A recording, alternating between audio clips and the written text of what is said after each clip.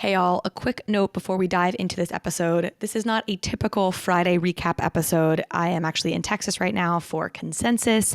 So this is a conversation that I had with Gmoney, the one and only. We get into all sorts of fun topics, Admit One being the big one. Admit One is one of the hottest NFT projects right now. Gmoney launched it and he explains it. And we talk about what's happening in the market these days, his investing strategy and how he looks at things, and a little bit of his journey to where he is today. I hope you enjoy.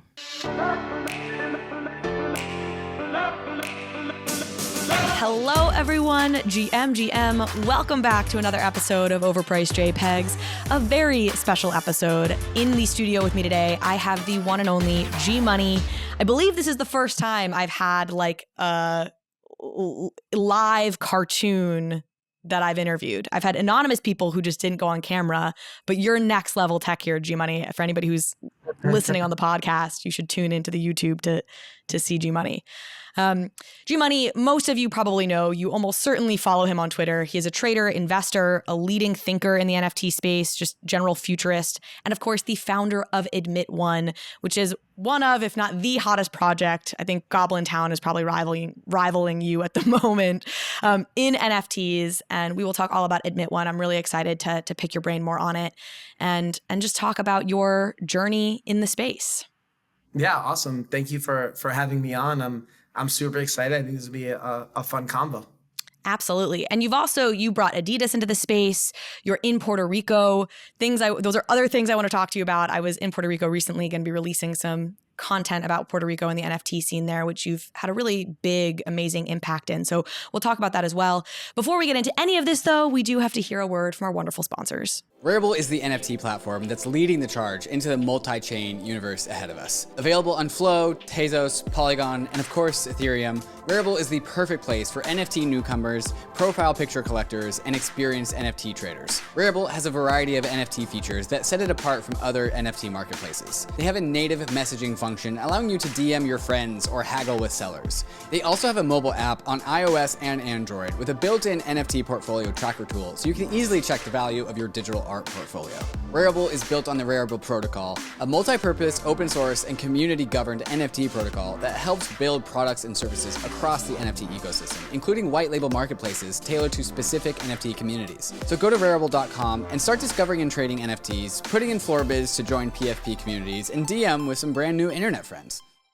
Living a bankless life requires taking control over your own private keys. And that's why so many in the Bankless Nation already have their Ledger hardware wallet. And brand new to the Ledger lineup of hardware wallets is the Ledger Nano S Plus, a huge upgrade to the world's most popular hardware wallet. With more memory and a larger screen, the Nano S Plus makes it easy to navigate and verify your transactions. And the paired Ledger Live desktop app gives you increased transparency as to what is about to happen with your NFT. What you see is what you sign. The Nano S Plus gives you the smoothest possible user experience while you're doing all of your crypto things. So go to the Ledger website to check out the features of the new Ledger Nano S Plus and join the waitlist to get yours. And don't forget about the Crypto Life card, also powered by Ledger. The CL card is a crypto debit card that hooks right into the Ledger Live app, right next to all the DeFi apps and services that you're already used to doing, like swapping tokens and staking. So if you don't have a Ledger hardware wallet, go to ledger.com, grab a Ledger, and take control over your crypto. All right, G. So for folks who don't maybe know, I feel like you really hit the NFT scene, and you can correct me if this is wrong, but in January of last year, when you wrote this long thread about why you spent 140 ETH on your Ape CryptoPunk, for which you are now very well known. And at that point, I think it was like the most expensive NFT purchase that had happened. And you wrote this really awesome thread explaining it. Was that your like intro to the NFT world as far as like them really knowing you? No, so it was at the time it was the most amount spent on a CryptoPunk. I think there were higher prices that people were going for, but no CryptoPunk sales. That wasn't my entry into it. That was kind of maybe my public entry into it, right? Okay, because you've been buying Chromie Squiggles. I know you'd bought a bunch of things. I was in the Discords. I was talking to people. I was tweeting a little bit. But really, like nobody really, I think when I wrote that thread, I probably had like 50 followers or something. I wasn't a really like known person in the space. And so because what ended up happening to me was in like November, December of 2020, I specifically remember, I think it was the night of the Beeple Every Day, right? The open edition. It was a 7-minute open edition. And I remember I was out to dinner with like 7 or 8 crypto people. And I was like, I brought my laptop. I'm like, I'm going out to my car to mint this thing during dinner. But like, I want to be at dinner hanging out with people. But I think, let's say the mint was like at 7 p.m. Eastern. I don't remember the exact time, but we met like an hour before. And in that hour before, I was red pilling everybody at the table on NFTs and these were like crypto native people that were like big in DeFi, big in the ERC20 tokens, and like really deep in the space. And when we sat down, they were like, NFTs are stupid. And within like 20 or 30 minutes, I had convinced them to the point where I think most of the people at that dinner bought at least one Beeple. Oh my gosh. But they were like, they went from thinking NFTs are stupid to, being like, oh, hey, I'll take a flyer on this NFT that this idiot is pushing me. And I remember I ran out and I was just minting for like 7 minutes, the entire time, just mint, refresh, the entire time. And after that dinner, I was like, okay, like I had my pitch down where I could convince these people going from NFTs are stupid to, okay, NFTs might hold some value. I'm willing to, and some people, I remember that night, people were like, I don't think that there's any value there, but I understand why you might think that. And I'm like, all right, cool. That's enough. Right. That's progress. And then, as I was like thinking about it, I was like, all right, well, if I'm going to go around from dinner party to dinner party, red pilling like 6 to 7 people at a time, like we're never going to get mass adoption of this tech. And so I was like, I need some sort of platform where I can share my ideas and I have that scale of technology being able to talk to people. And that was really like the genesis behind when I ultimately finally did buy my CryptoPunk, this ape. I wrote that thread because I realized I was seeing the space a little bit differently than a lot of people were at the time, even crypto native people. And I was like, there's an opportunity for me to kind of have a voice to express my point of view that I think was interesting and that I think a lot of people weren't thinking about at the time. And it ultimately, my journey like culminated up until that point with writing that thread, which was then like the beginning of like the next chapter of the journey. Yes. Okay. That's what I meant. You're coming out to the rest of the world. You had been in it for months at that point, or a couple months at least. You said that maybe you said at the time, or I've heard you in interviews since talk about this, like that NFTs were just a good risk adjusted bet for you. Can you unpack that? Because to me, I'm like, what? Like, I feel like NFTs are the hardest thing in the world to like determine an intrinsic value for. And, what do you mean by that? Yeah. So especially, at the time, right? In December, November of 2020, my view was, okay, I think that this is really important technology. And let me try to find the projects that, and I read a lot on the art market. Like in that Q4 of 2020, I think I read like 3 or 4 books on the contemporary art market. Cause at the time I was like, what is the closest, contemporary to NFTs? And it was the contemporary art market. And so I tried to understand, how it works, who like the institutional buyer is, right? And the institutional buyer of the contemporary art market is, your tier 1 museums, right? Like, if an artist, by the time an artist is in the MoMA, is part of the MoMA collection, like, the value of their work has gone up significantly. So it's like, okay, what do I need to find things that I think will be at the MoMA or the Met or, the Louvre 50 to 100 years from now and get in there before I think that they can find them. And so my thesis was, okay, if there is an NFT art movement, right? And at that time, it wasn't guaranteed that I thought CryptoPunks would be historically significant. There's like a bunch of stuff that I was collecting that I was like, this is early on-chain art that I think 50 to 100 years from now will be considered historically significant, so that if there is a wing at the MoMA that handles NFT art, I think these would be part of that collection. So to me, I was like, it was a good long-term play, right? And so that was one. But the other aspect of it was, coming from a finance background, I was trading publicly traded equities for 15 plus years before I really started going down the NFT rabbit hole. I take a look at, what attracted me to crypto originally, right? Is like, obviously the technology and the promise of it is great. So when you take a look at crypto and you take a look at optionality, right? And you take, one of the things that really attracted me to Bitcoin and Ethereum was that here you have this option that doesn't expire, right? So generally in traditional markets, when you buy an option, there's an expiration date, right? So you're Like a call or a put, like a literal option. yeah, when you buy a call or when you buy a call or a put, you literally are in a race against time. From the second you buy that, there's time decay, right? So, you could be right, but if you're off by a week, that's the difference between making a massive sum of money and losing money on it. So to me, one of the things I really liked about Ethereum and Bitcoin was like, all right, I could literally be wrong for 10 years, but if I'm right in that 11th year, if I still have the position, like I'm effectively right? Because I held on to it. So at the time, I think Ethereum was around $500. It was either right below $500 or right above $500.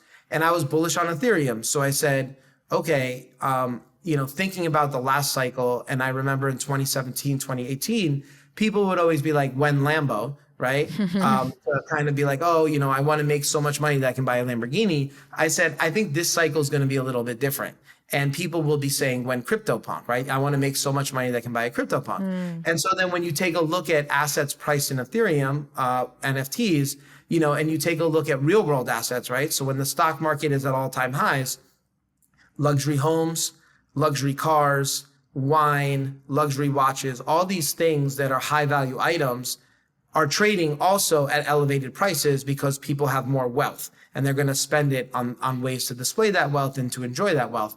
And so my thesis was that much the same way that you experienced that in the real world and in last cycle, the same thing would happen in the NFT market. So to me, it's like I was technically buying an option on an option, right? I was buying that second derivative so that if the price of Ethereum went up by 5x, my theory was that the price of NFTs, high value NFTs, would go up by multiples of that. And I think I called it the PPP price, or no, I don't know, something with convexity. I forgot the exact term that I named it, of how as the price of Ethereum would go up, the price of NFTs would go up at a faster rate because they're just so much more scarce. And so that's why when I came into the space, on a risk-adjusted basis, like that was like the best bet that I could make for my bankroll, right? Like if I was trying to put $100 million to work, obviously the market was too small at the time, but trying to put 100, 200K to work, to me, like it was like the best use of my cash.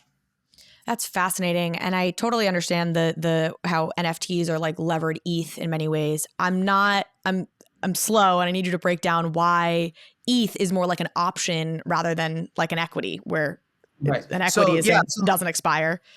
Yeah. So for me, the reason why I saw it as an option is because you can make multiples of your money, like crypto in general, right? Like if I buy Apple stock, like I'm not going to make 10x my money in Apple unless I hold it for like 5 to 10 years, right? But and this is like, I guess, VC investing in general, right? Like you're buying in, right? Like any of these network token vals that come in at like, sub 100 million or even some above, right? Like as soon as they catch that flywheel effect, right, you start getting that massive growth curve, right, where it'll go from a 50 million val to like a billion val because it finds product market fit, right? You were looking at it in terms of return, like what could the return be in the frame of time? Yeah. And it was more on par with something like an option where you're sort of levered and therefore have the bigger returns.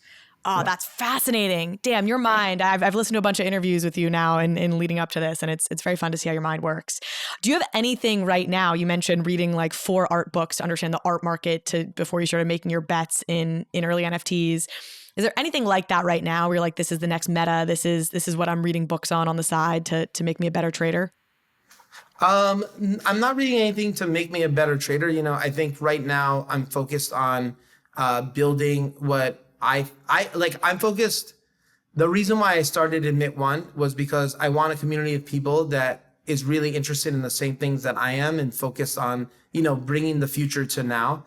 I think right now I'm focused on building like that community and building it out and, building what I think would be cool stuff to work on that I hope other people will find exciting. And, also understanding the fact that maybe some people don't get it right out the gate, right? And that's fine, right? Because for the same reason that when I bought my CryptoPunk, 16 short months ago, like people were, you're an idiot, right click save when it first happened. And, understanding that if the wisdom of the crowd thought that, if everyone thought that it was a good idea, then it'd already be in existence, right? So to me, I don't know.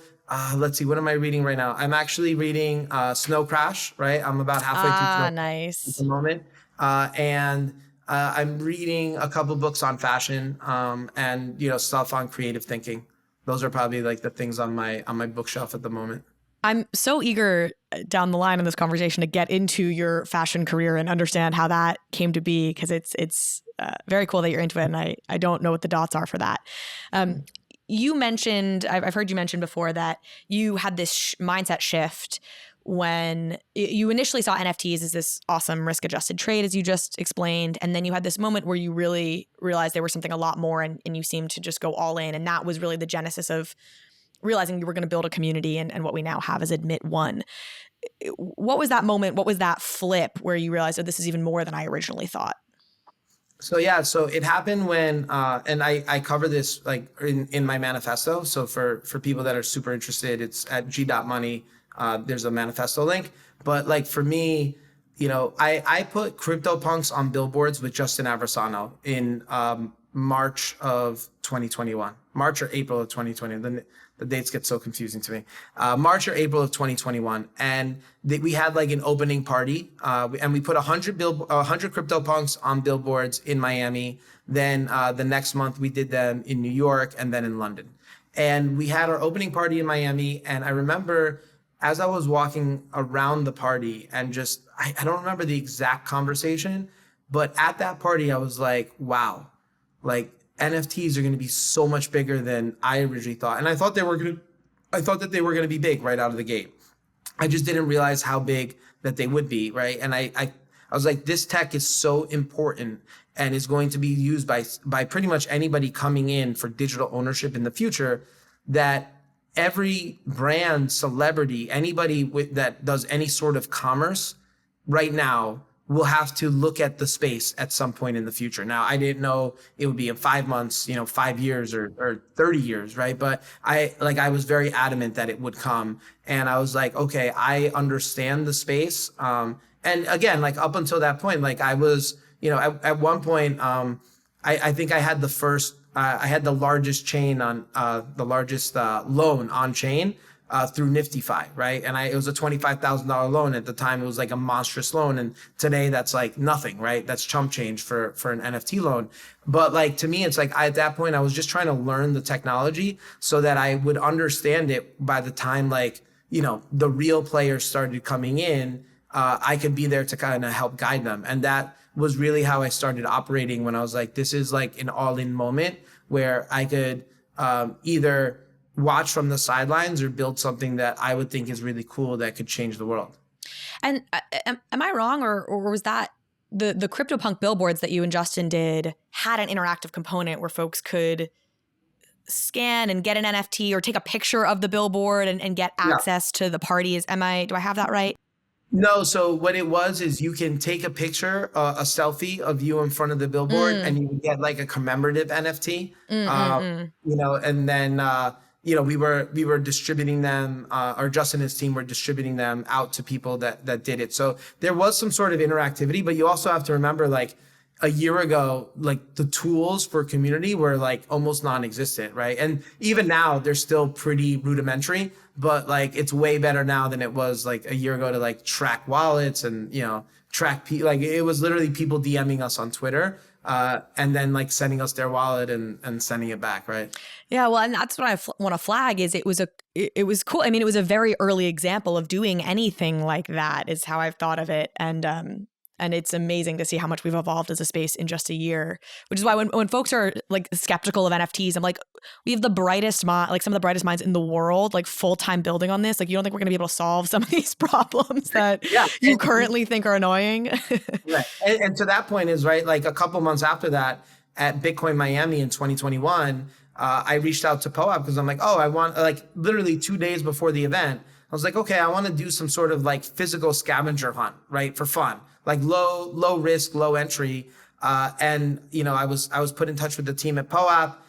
They gave me a bunch of QR codes, and I hired a few models to stand outside of these different establishments within like a half a block of the convention center. And just like, all you needed to do was just like walk a half a block, collect the QR code and scan it. And you got like an NFT for just participating. Right. And it was like, to me, it's just like, how do we mess around with this tech and do something really cool and fun? And I had a couple of people that reached out to me and tweeted about it afterwards, that the most fun thing that they did at that Bitcoin conference was like go to the like Panther Coffee, collect the POAP, and get like a $5 gift certificate for a cup of coffee, right? Like that, like to me, it's like, how do you build that interactivity? And now we see that obviously going, to the next level, where a lot of these projects are throwing big parties, and all this stuff, because it's all community building.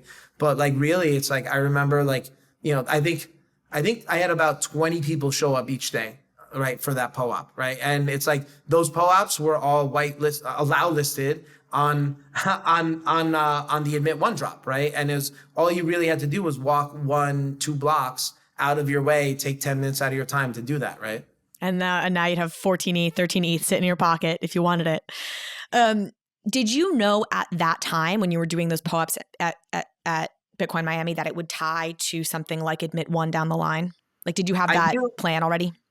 Yeah, like I knew that I wanted to build a community, and I knew I wanted to build it slowly and organically, and kind of show other people how you would be able to do that.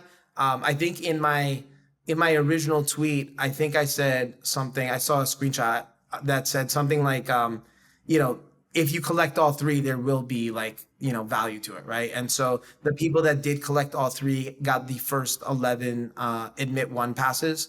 They got airdropped those. They were the only people that didn't have to actually do anything to claim it, because they went out of their way 3 consecutive days in a row to kind of support me at the very beginning. Like, right? Like, compared to where I am now, I think I had a few thousand followers, and it was just really me doing something cool and fun for people that like believed in Gmoney at that point. You obviously were successful before you entered the NFT space, and you love trading, and your mind works very much in that way. You traded equities, as you mentioned. Why do you want to build a community? Like, why not do what you do and make money? And why get into this at all? Because I see like the opportunity out there to do something really cool that like affects the world on a really grand scale, right? Like, trading, it's, for lack of a better term, it can be very unfulfilling, right? Like, you're just watching numbers go up and down all day, sitting in front of a screen. I think, community building, as I've gotten older, I realize how much like the human connection means to me personally, and how much I enjoy interacting with humans. And, and that's community, right? That's literally the basis and essence of community. And for me, like, what I'm doing now is way more fulfilling beyond, the monetary value of it. Is like, I think that, I'm hoping that like I can affect the world and leave it in a better place than when I came in. And I just see an opportunity for me to kind of push that narrative forward and push the tech forward and adoption forward by doing what I'm doing, rather than just sitting on the sidelines. Or, I could have definitely faded into oblivion, and, nobody would have ever heard from Gmoney like a year ago again, and I would have been perfectly fine. Right. But like, to me, it's like, I'm like, okay, I see like what I think could be really cool version of the future, and I can help make that a reality. So like, why not? Do you still trade? Obviously you trade NFT and NFTs and things, but do you trade in the Web2 world? No, I like don't. I mean, I will say, like, I look at prices, right, of like the stock market every once in a while, but I don't trade. I don't have time to trade. I don't even trade NFTs, right? Like I generally just buy and hold. Like the only sales I really have, if you look at my wallet, it's probably because someone like really wants something, or somebody really wants to, I've been asked to sell stuff, and, at prices, and, it's just, to me, it's like, I'm more of a buy and hold person. And I just don't think it's a good use of my time trying to sit there and, buy like the next NFT drop and like try to flip it. It's just like, I don't find it fulfilling, right? It's like I find the work that I'm doing much more fulfilling, and I think that it has just a better effect on the overall like ecosystem. So let's get into what Admit One is. I feel like I saw a lot of comparisons to Proof when you launched. Do you think of it as an alpha group? No, I don't. I think of it as getting a community together that is very like-minded, right? Like I have two things that I'm really focused on is how do we disrupt current industries and how do we increase adoption, right? And so like one of, and how have I been doing that personally over the last year and a half is I've invested in close to 100 startups in the crypto space in the last year and a half. And, I've worked with companies like Adidas to help them come into the space. And I think that increases adoption, right? So to me, I've been working on that, solo for the last year and a half. And, as I have been evolving in the space and my notoriety has been growing, as I talk to potential partners and I talk to, founders that I invest in is like, they want to access my community because they know people that generally follow me and are interested in what I have to do. That, those are the type of people that they want within their communities, right? And so to me, it was just like this great synergy of like, all right, I can now take my vision that I've been working on extensively for the last year and a half and kind of bring other people that think similarly, right? I think one of the benefits has been like, I didn't see it as an alpha group, but there has been alpha shared in the Discord, right? We have a token dated Discord where, yesterday, I always post on Sundays the things I'm thankful for, right? A gratitude post. And we had a discussion within our Discord yesterday, and we started like a daily gratitude thread that like was sparked by other people in the community, right? Like people have been bringing alpha to the group without me necessarily being like, all right, like, I got a hot tip that like we should be minting this, like, cause that's not really what I want it to be about. I'm sure there will be alpha. There's plenty of smart people within the group that are in every part of the ecosystem that I think will bring alpha to the table and create an awesome community. But to me, when I started it, it wasn't like, okay, like this is the next hot mint. Like that's not what it's about. I'm sure that there will be a lot of access and a lot of good things to come out of it, but that was never the intent. When you made a number of, I think, very interesting strategic decisions that maybe you can speak on sort of as a whole, and I mentioned before we hopped on here that you did do an interview on your own podcast that's now been renamed Admit One, where you talked through some of the tactical decisions, and I don't want to duplicate that too much. If folks want to hear all the tactical side, they can go listen to that episode. We'll link to it. But I will flag, like, you did a free mint. You dropped during a huge bear market and maybe speak to how you thought about the mechanics of this holistically. Yeah. So, I wanted to, we spent a lot of time thinking about how we were going to distribute it and, what we would price it at, how we would distribute it, right? We went through like Dutch auctions, English auctions, free mints, allow lists, like whatever it was, free. And obviously on an English auction or Dutch auction, like everybody pays like a different price and like, what happens because of that. And ultimately we decided to settle on free mint because like, and I bring this up in the manifesto as well is like, one is, I want the community to be completely aligned with me, right? It's like, I'm not doing this as a cash grab. I want people that are aligned with me that, I get a portion of royalty, but like, if I don't create value there, there's no value to be had. It's not like I can just rug and like walk away. I wanted the market to decide what it was worth. I didn't want to say, I think this is worth this, right? And then people would be buying it on, my belief of what I think it's worth. I mean, it started trading like where it's trading right now is like way higher than I anticipated it to be trading. I thought it would, probably be settling at like 2 to 5 ETH, right? So I'm obviously very humbled and honored that people have that much faith in me and belief in the things that I'm working on. And, like that doesn't change the fact that I plan on executing no matter what the price of it is, right? And so I have a lot of cool things that I've been working on to that effect. And then finally, I would say that, just as an homage to CryptoPunks, right? CryptoPunks were free to claim.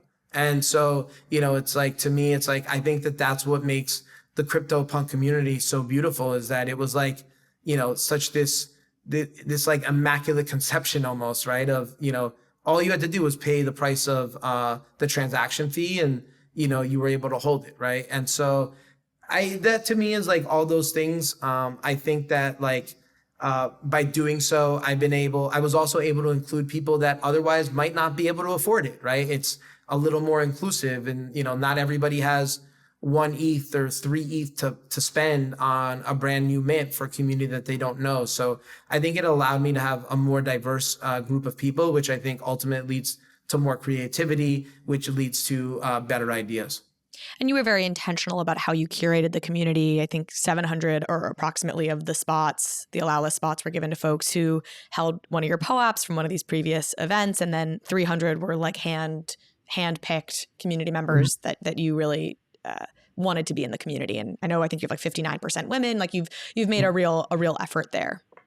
Yeah. Yeah. And again, I think that comes down to, in my view, is right, like everybody has a different perspective in life, right? Whether you're man, woman, non-binary, right? Like you have your unique perspective, and the more perspectives we get, that's where you get that explosion of ideas that really leads to innovation. And that's really what I would love to foster in the community, because I'm only one person. And one of the reasons why I love talking to anybody about NFTs, like outside of the space, and I try to get them to understand it, is because, I can only speak about NFTs in like verticals that like I totally understand. But, if I can help somebody explain it in a vertical I have no idea, then they will start turning their heads around like, oh, like what if we did it like this? And I'm like, I didn't even know that was a possibility, right? But now like we have another potential use case for the tech.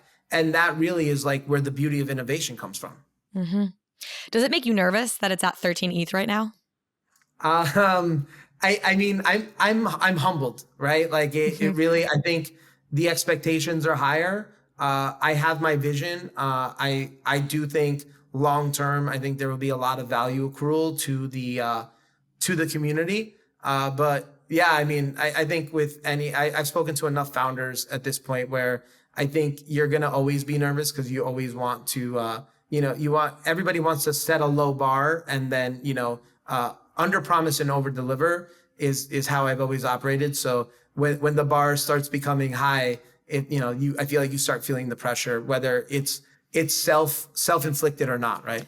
Totally. I have so much empathy for project founders, especially if you go in with a free mint and then it gets bid up and you're like, I had nothing to do with this. Like I didn't tell you it should be 13 ETH.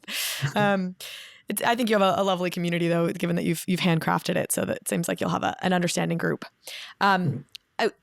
With this launch, I believe, you'll correct me if I'm wrong about this, your marketplace went live, the Admit One marketplace. I'm fascinated by this. My understanding, and then I want you to explain better, is that this is ultimately going to be like a Gmoney curated marketplace. Right now, it holds your Admit One tokens. It holds, I think, your brick game, which, by the way, I played for like 3 hours yesterday. I was like, oh, this is good research for the interview. And I literally spent like 3 hours listening to podcasts and playing Brick Breaker. And maybe a couple other NFTs, the Adidas into the Metaverse NFTs within your ecosystem. But down the line, it will be like a curated selection of NFTs for purchase on the marketplace. Correct? Yeah, or tell me. Yeah, so it's called Gmoney Market. You can go to gmoney.market to check it out. And, when I take a look at the real world and I take a look at Web 2, and, the future of commerce is curation, right? It's always been there, right? Like you go to a department store, not because that's the only place you can buy your favorite brands, but it's because you go to a department store, it saves you time, right? Like or even a boutique, right? You like the buyer. You like the clothing, the selection of clothing that they provide for you, so that it saves you time and hassle and decision making. And so, then when you fast forward that to like the Web 2 world, right? And you take a look at, I don't know the exact stats, but I'm fairly certain that in 1998, 99, eBay probably had some of the most transaction volume on the internet, right? Because you can go on there and buy anything on eBay. And today, there's only certain products that you would buy on eBay. And the same with Amazon, right? Like there's a whole breadth of products, but you don't buy everything from either of those sites. And they do a lot of volume. But at the end of the day, if you're a brand and you want to sell your consumer on a certain experience, you want to control what that experience is like, right? And that's why every company has their own e-commerce website, because they are curating that experience for their clients. And so to me, I think the future isn't on a super site or a mega store, right? People want very curated experiences that pertain to exactly what they want. And we see that, through brands, through department stores in the real world, but then also, websites that cater to specific things, whether it be like sporting goods or electric scooters or, cars, whatever it is, people will go to that specific vertical because they want that curated experience. You don't want to, Google electric scooter and then, it's like a toy or something, right? And that happens a lot on the superstore sites. And so I think for me, I think the future of Web3 goes that way as well. And so it's like, I just want to start preparing for it, right? And it's like, I want to not only have that, but then also you as a consumer, if you want to buy a Gmoney branded product, if you go to a major site, you have to worry about like a scam collection popping up or worrying about maybe you bought the wrong one. It's like, if you just go directly to my marketplace, because there's no other option. You can only buy the ones that are listed, right? So you don't have to necessarily worry about that authenticity, which I think will probably become more and more of a thing in the future, right? Well, let me push back, which is, I think one of the reasons that Amazon gained the traction it did was because it was providing curated experiences. Even back like when it was just a bookstore, it could do what a physical bookstore couldn't do, which is see your buying history and then present you additional options based on your buying history. So right. Scenarios where marketplaces can look into your wallet, see what you own, and recommend other things you might want could play better on marketplaces that have everything. Right. What do you think about that? I mean, that's fine. And I think it definitely will happen, right? The beautiful thing about blockchain is that it's all public info. So I don't have to be a member of a certain marketplace in order to kind of benefit from it, right? So I definitely agree with you there. But I think I'm thinking of it more from a brand perspective, right? Like Nike, like you can't buy a Gucci purse on Amazon, right? You can't buy, I mean, maybe now you can buy some Nike stuff, but like there's no, like most brands, and this was always the issue with Amazon, was no brands wanted to sell their product on Amazon, right? It took a long time and it took a huge fight for them to do it, right? Like even now, if you buy, you go on eBay for Nike sneakers, like you could be buying fakes. You really don't know, right? Like if I go to Nike.com, I'm buying real sneakers, right? That these are from the manufacturer. So I think you're going to run into that where the brands want to give you a very curated experience that you can't get on a super site because, I don't want to be selling right next to my competitors when I already have you as a captive customer, right? So I think they all have their time and their places, but I do think as a brand and as brands start coming into the space, they're going to want they're going to want to give their clientele their own curated experience specific to that brand. And then just like in the real world, you can go into the store, buy that pair of sneakers, and then you can do whatever you want with it. You can resell it on eBay. You can go to the Real. You can give it away. You can throw it away, right? It's up to you because you technically own it. And I firmly believe that that's where we're headed in the future. We're seeing, and we've been seeing for years now, this macro trend of pulling away from institutions and towards individuals, right? It's like Joe Rogan does way crazier numbers than CNN does at this point, and we trust individuals more than we're trusting these big institutions. And it feels like that's what you're tapping into with your marketplace, is you as an individual creator that people trust, being able to curate experiences that help taste-make for folks. Do you see yourself as a tastemaker?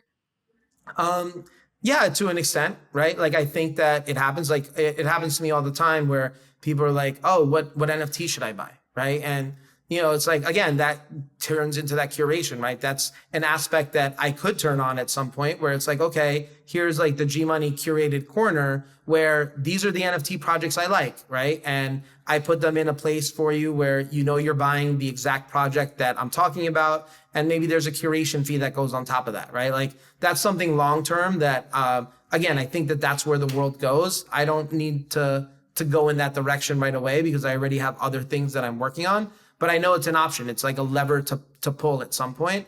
But I agree with you. I think that there is, I think because of the way the world is set up today, there's a lot of mistrust in brands that we used to trust.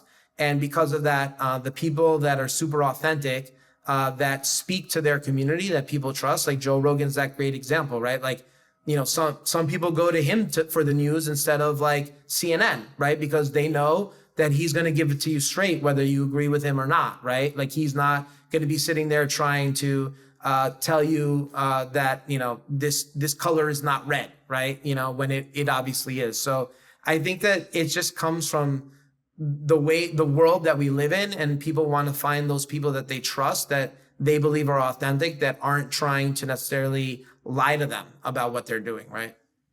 Can you give us a taste of what folks should expect at the Gmoney market in the future?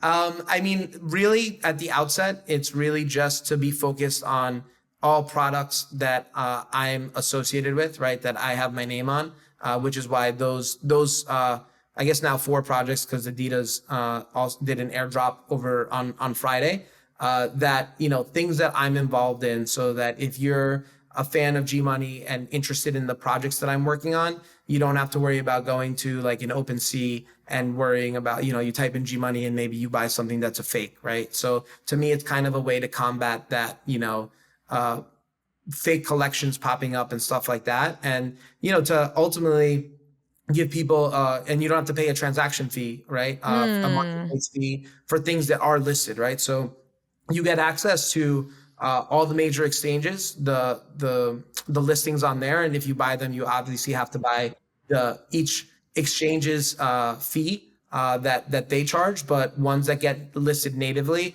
you don't have to pay that 2.5% transaction fee, which I think is pretty cool. And again, long term, I think that we're going to see, I think we already saw it. So I used Reservoir to kind of build the white label solution for it.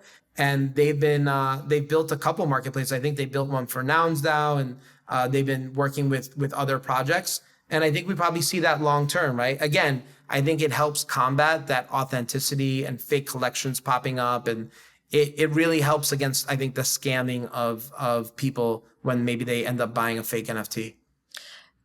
You front ran my next question, which was going to be about the technology underpinning this. It sounds like Reservoir, I know RARIBLE is also doing bespoke marketplace or, white label marketplaces for folks. Meta Angels did that. I'm fascinated by the future of marketplaces, and everybody smart that I'm talking to is definitely betting on this fragmented marketplace, unique marketplaces for different genres of things, different curators, I guess, in your case. So, technical question, I suppose. Why did you go with Reservoir?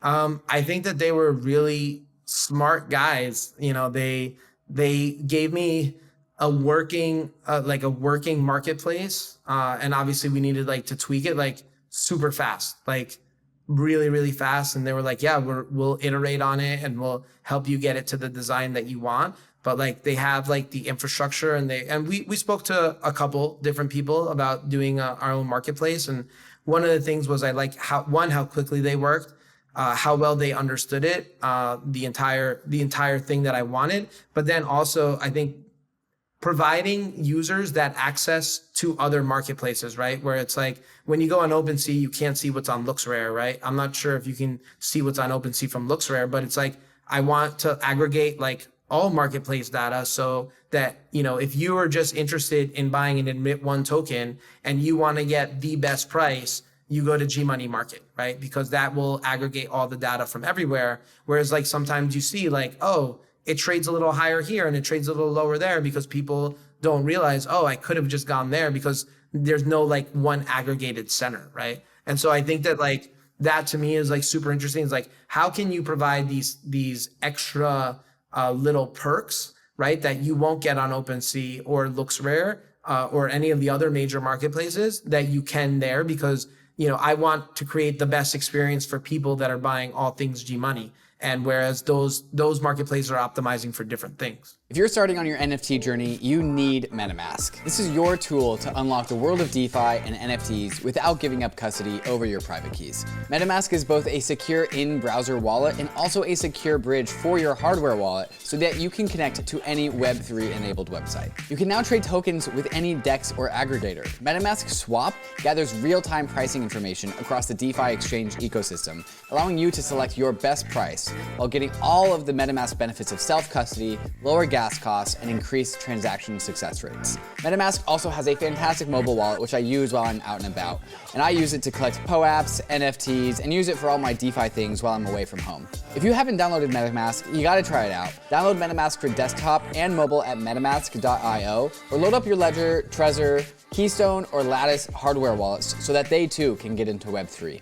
It's increasingly obvious that everything will become tokenized, and NFT marketplaces needs robust financial reporting, performance analysis, and the peace of mind that they are compliance ready. GILDED's NFT Ops is a one-stop financial reporting solution for growing NFT platforms. GILDED has developed marketplace-specific modules to track the financial performance of NFT creators, including revenue tracking, collection metrics, royalty payments, and revenue share. Customers of NFT Ops gain full access to accounting tools and powerful APIs for custom integrations that simplify operations, streamline reporting, and produce tax-ready data. So no wonder why so many top brands like CoinMarketCap, Gitcoin, Nifty's, and POAP trust GILDED to automate complex reporting workflows. Visit gilded.finance/bankless to learn more. Let's talk about your foray into fashion. I alluded to this earlier. Obviously, Adidas is one of the projects on your bespoke marketplace because you really were instrumental in bringing them into the space. How did you end up in fashion? Have you always been a fashion fan? Talk to me about this journey. Yeah, so when as I look into my background in life, right? Like I remember when I used to doodle a lot in school, like during class, whatever, and I would like mess around with logos and kind of like always. I guess I was always like consumer focused, right? Even when I was trading, even when I was generally a generalist, right? So I knew a little bit about a lot of different sectors and a lot of different companies. I always like to say I was 10 feet deep on 1,000 names, right? As opposed to being 1,000 feet deep on 10 names. And so one of the sectors that I really focused on was consumer discretionary. And that is, like your consumer facing stocks, right? So even up until last year, my best trade of my entire career was when I remember I was interning in New York City, going into my senior year of college, and I was sitting on the subway, and I look around and I see that everybody had these white headphones in their ears, and at the time they had white lines as well because we were still in the wired world, and that was Apple, right? Everybody had the original iPod, right? And I remember Apple stock, I think it was trading at around $10. I bought the $20 calls for about 62 cents, and I sold them for $49. That's that was like an insane ROI in 18 months. It was about, because I purchased the options. I was in a race against time as far out as I could, and something that I thought it'd be able to hit. And then I was like, wow, I'm like, this is really cool. Like that was just for me being observant and spotting consumer trends. And I remember a few years later, I don't know if you're too young to remember this, but there was a company called True Religion brand jeans. Yeah, I remember True Religion. That became very popular in 2004, 2005. And it was a publicly traded stock. And I remember the most fashionable girlfriends of mine living in New York were always wearing them. And I was like, oh, these things are going to become popular because New York catches trends generally earlier than the rest of the country and probably most of the world. And so I ended up buying some True Religion stock at around $4 or $5. It eventually ended up getting acquired for, I think, around $25 to $28 a few years later. But to me, it's like I was always super observant, especially on consumer journeys and consumer trends. And it was just something that always interests me, right? I think living in New York City, it is, even though it's very finance focused and real estate focused, it's also very fashion forward, right? And there is a New York fashion scene. So I think I was just naturally around it.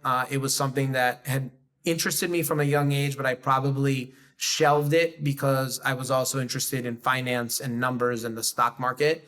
And that always fascinated me as well. And yeah, and when Adidas came to me, it was just, I was like, yeah, like of course, one, I want to work with Adidas, but on top of that, it's like, Adidas and Nike are, two of like the most culturally significant brands on the planet, right? It doesn't matter what your age is, how much money you make, that these brands, what these two brands are, and that they're cool, right? So to me, that was like super important when I started talking to them as well. So, it's like, it's been like a fun and wild ride, but like it definitely wasn't something that's like, oh, like I'm going to focus on fashion. It was just something that I think I was always interested in. Am I right though that in addition to Adidas, like you've made some big investments in a number of other fashion brands, and that you folks who are launching within the fashion space, within the virtual world, sort of think of you as a good investor in that. Am I right? Yeah, well, I'm a member of Red DAO, so I've invested in a bunch of fashion startups as well, and like I think one of the things that I find super interesting is as we move from like crypto and crypto culture to mainstream culture, one of the things we have to focus on is like, how do we make it cool, right? Like how do we make it so that when Kanye West, Kim Kardashian, Travis Scott, when these people that are arguably some of the coolest people on the planet learn about an NFT project, they're not like, ooh, like that's, I don't like that. Or like, whatever, whether it's the artwork or the vibe or whatever it is, right? Like we need, in order for crypto to really go mainstream, and, I firmly believe that NFT tech is what is the Trojan horse that takes crypto mainstream. So we need to make NFTs cool. We need to make sure that the coolest people on the planet want to be involved in the space. And I think a lot of that, is involving like the coolest brands and people on the planet and helping them execute on the vision that they want. A lot of brands that have entered this space, I'm trying to figure out the right way to phrase it because I don't want to overstate it, but like haven't necessarily fared that well. Even the folks that are kind of doing it right. So I'll say in the short term, maybe they haven't fared well. Pepsi was met with a decent amount of cringe. I would say I think Adidas entered really well with your help, and then there was FUD around it's not happening quickly enough, and then people were disappointed in various ways. Like, why do you think brands struggle so much when they enter the space or at some point in their lifespan of being in the space? Yeah, well, I mean, I think it's the nature that they're massive, right? These are huge companies that they when you're running a multi-billion-dollar business, you can't like pivot and be like, oh, well, free mints are popular now. Like we're going to just drop everything we've been working on for the last 12 months and just do a free mint, right? Like I think when you're a startup, right, and you have a team of 3 to 5 people, of course you can pivot overnight. You can pivot in an hour. But when you're a massive company, not only do you have to answer to people higher up, but I'm sure there's some cost benefit analysis and stuff like that. So as much as like some of these companies are moving at the speed of light for their company, it's still really, really slow in the world of crypto and NFTs, right? So I think that that's part of it, right? And it's also like an entirely new business model, right? Like a year ago at this time, if you were to walk into like a room full of CMOs or C-suite level people, they probably would have laughed at you if you were talking to them about the metaverse, right? Like there's only like a handful of people that would not have laughed at you, that would have taken you seriously. But I think now at this point, we're at a point where every company has to have some sort of metaverse strategy, right? What does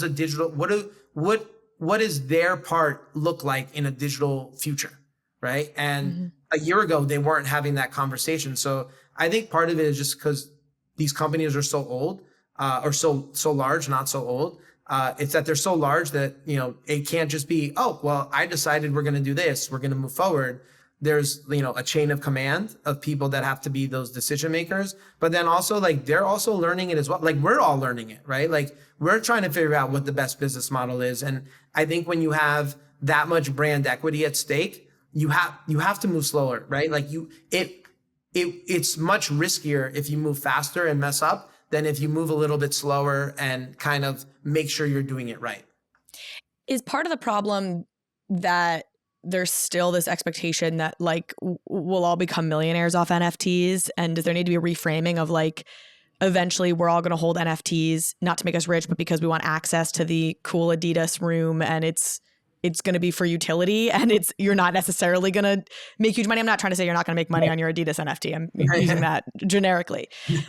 Yeah, no, I mean, I think that, there's an expectations reset that's probably going to come at some point, right? Because like, that model of, hey, like I, spent X and I expect like 1,000X worth of value. Like, I mean, it's just not sustainable, right? Like, let's be honest. Like, you can't get anything in the real world of value for free. Like people always say, you get what you pay for, right? If you want like a ton of free product, it's probably not high quality product, right? And that's something that people need to be cognizant of and understand that, things take time and investment. And, as large as these companies are when they're coming into the space, like there's not like an infinite pool of capital that they can dump into a new market, right? Because at the end of the day, they're looking at their bottom line as well. And, every startups as well, startups probably even more so because they don't have the money to burn. So I think that there will be that reset of expectations. But frankly, like up until this point, right? Like the whole reason we're talking about NFTs is because they went up in value so much so quickly. If not, we probably wouldn't be talking about NFTs right here, right now. So I do think that there's a reset in expectations that are coming. And, that's something that the industry is going to have to come to terms with that's not there at the moment.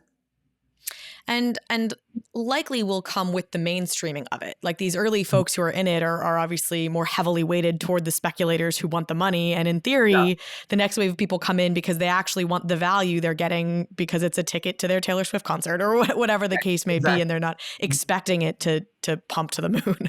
Right. You talked about, obviously, your the two pillars, your two big goals being to disrupt industries and to increase adoption of the technology. I'm curious if you have a different way you would describe the Gmoney brand, or here's your high level thesis of the kind of world you want to bring into effect as you disrupt these industries and as you increase adoption of the technology. Yeah. So, I think it's different because like I'll meet somebody that like comes to me with like a cool new idea that I hadn't thought of. I'm like, oh, that's really cool. All right. Now I want to figure out how I can help you and how we can work together and like bring around that disruption, right? So, I mean, I have my ideas of, the specific verticals that I am going to be focused on. And, a lot of it is because I've had conversations with people and I'm just like, all right, nobody's doing it. So I'm just going to do it, right? And I think it's cool. Hopefully other people think it's cool. And, then it starts being adopted by more and more people and it leads to that ultimate disruption. I don't say like I have like one formula because it really comes down to sometimes I talk to somebody in a vertical. I'm like, yeah, I don't really know how you can use NFTs. And then they hit me up like a day or two later. It's like, so I was thinking this, what do you think? I'm like, I mean, that sounds really cool. Like if you want to work on it, like I support it, like do it, but yeah, I wouldn't say that there's like a direct formula that, like for me, it comes down to, and I said this in the manifesto, is like do dope shit with dope people, right? Yeah. It's like, good ideas and good people will yield good results. I had one nitpick with you didn't publish a manifest, or you didn't publish a roadmap. You published like a list of values, which I loved. It was like long and it was funny and it was great. The Joe's Pizza thing though, I gotta say, Joe's Pizza has become a little bit, I feel like, too touristy, and now sometimes it's a little floppy. It's not as like crispy bottomed as I'd like. So I think I like going to the one in the West Village and the one in Union Square. Those are my two favorites. I'm in FiDi, and the FiDi Joe's can be a little hit or miss. I've been to FiDi, the one in FiDi a couple times. I mean, the good news is that like it's literally like the only thing open in FiDi. So I feel like the quality. Hey, don't you talk bad about my hood. No, I mean, I lived in FiDi for 2 years. It was honestly, it was my least favorite neighborhood in Manhattan. It wasn't for me. But I think that's why the quality in FiDi is probably not as high as the other ones because there's less competition.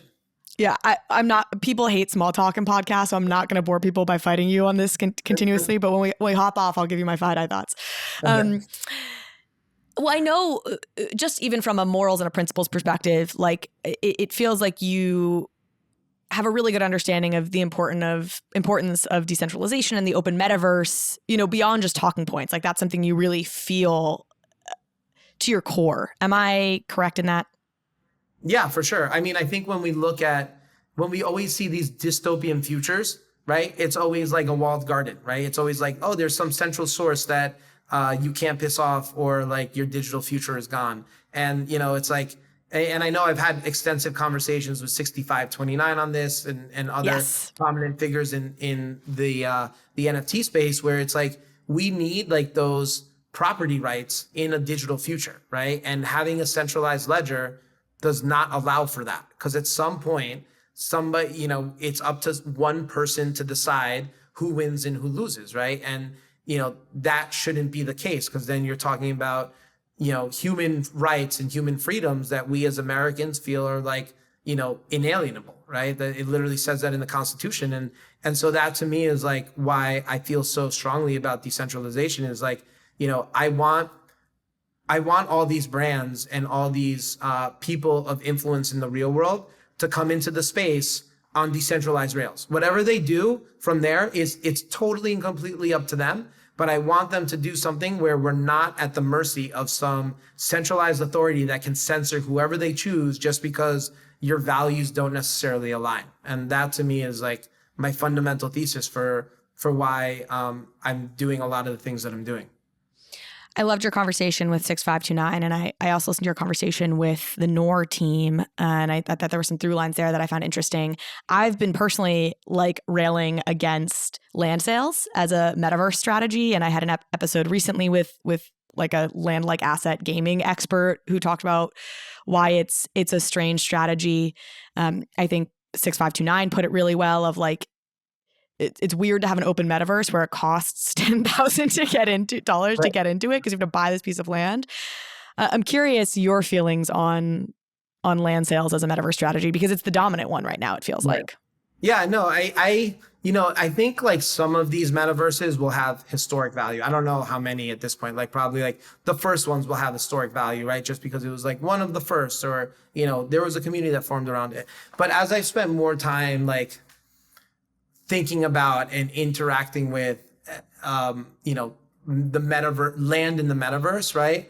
And the analogy I always like to use is Instagram, right? It's like, if each successive profile on Instagram costs more expensive than the last one, like Instagram would have never scaled. Like nobody would have ever gone on Instagram, right? Like what makes an Instagram account valuable is the content that the owner puts on there, right? What makes a concert hall epic? Like what makes Madison Square Garden such a special place? What makes CBGB such a special place in New York City? Not because of their location. Their location is irrelevant. It's like the moments that happen there is what make the place special, right? So then when you think about it in the metaverse, right? Like what's going to make one piece of land more valuable than the other? It's going to be the experience, right? The historicness of whatever happens there that gives it the value. So like, as I spend more and more time thinking about it, it's like, I mean, metaverse land is infinite, right? Like all you need is computing power. So why are we creating scarcity? Now,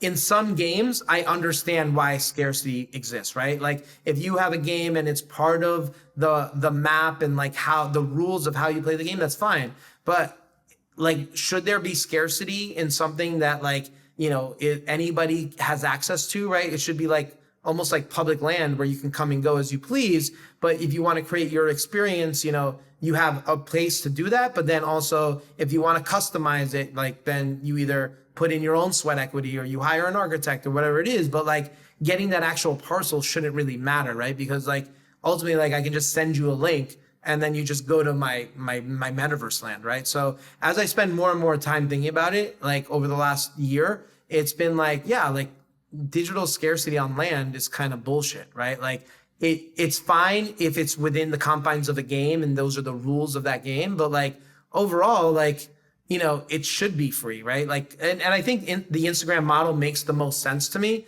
just because like that's something where like, if I had to pay $500 for an Instagram account right now, like nobody would ever do it, right?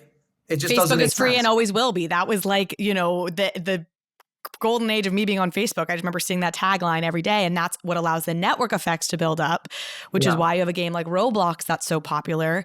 And it's very strange. And once that switch went off for me too, I was like, God, like, how is this, the current paradigm is to do these land sales. You're beholden to rewarding the people who can afford it rather than the people who are creating the most value, which may not be the same people.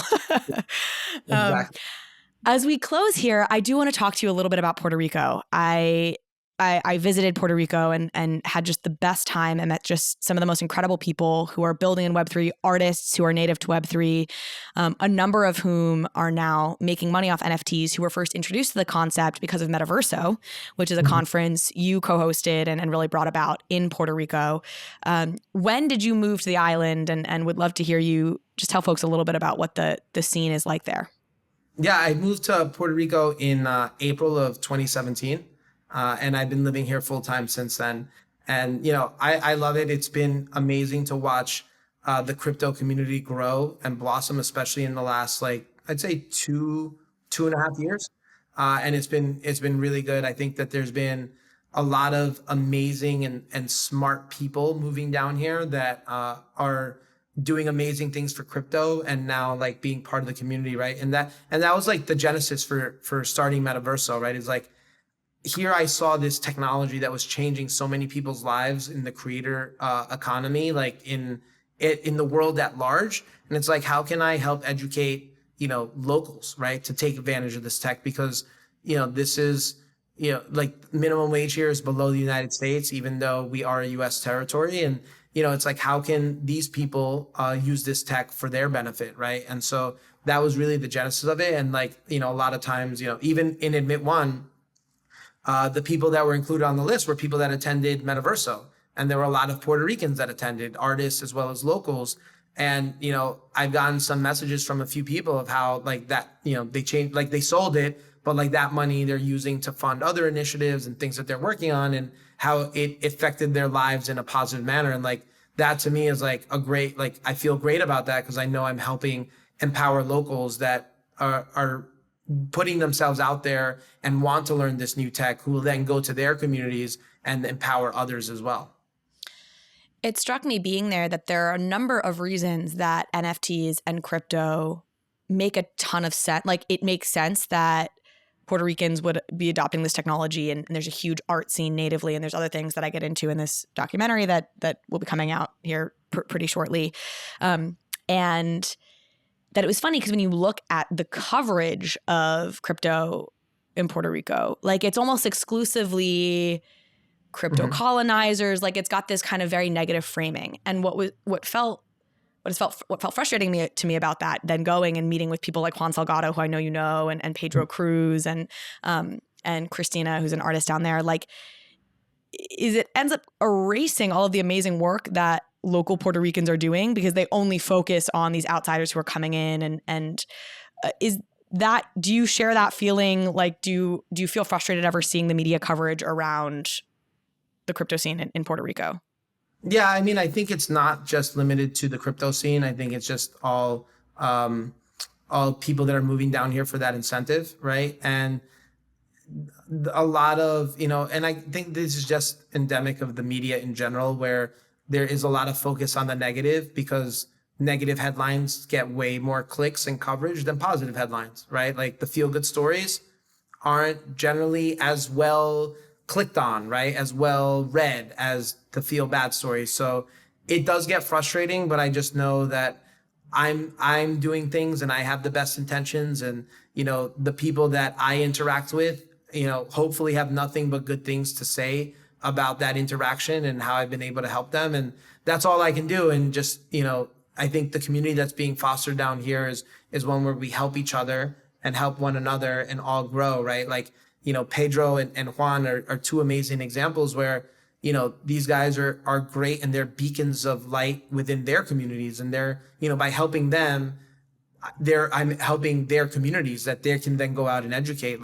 Pedro's an amazing example. He ran the hackathon for Metaverso, and he's running a boot camp, 2 boot camps this summer with a hackathon at the end. And that's all geared towards local Puerto Ricans, some of them to understand crypto, like if you don't know anything, and then some of them for programmers and devs to help the local dev scene become more up to date on crypto tech. So to me, the coverage sucks, right? Like it's sad that that's what's getting chosen to be displayed, but I think ultimately it's just really keep our heads down and keep on doing the next right thing, and hopefully at some point that coverage changes to one of more positivity than negativity.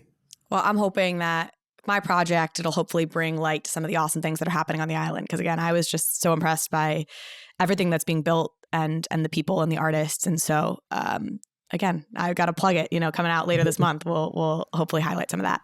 Amazing. G, thank you so much. Thanks for coming on. This is a blast. Excited to see what the future of Admit One holds. And I just really appreciate you taking this time during kind of your busy launch period. Yeah, no, awesome. Thank you for taking the time. I appreciate you reaching out, wanting to have that discussion. So yeah, I'm really excited with everything that I'm building. I think the community is amazing, and I'm really looking forward to it. Cool. And we will link to your manifesto, which I really recommend people check out because I think it speaks a lot to how you're thinking about things, and that Admit One episode where you break down some of the tactical pieces as well. All right, awesome. Thank you so much.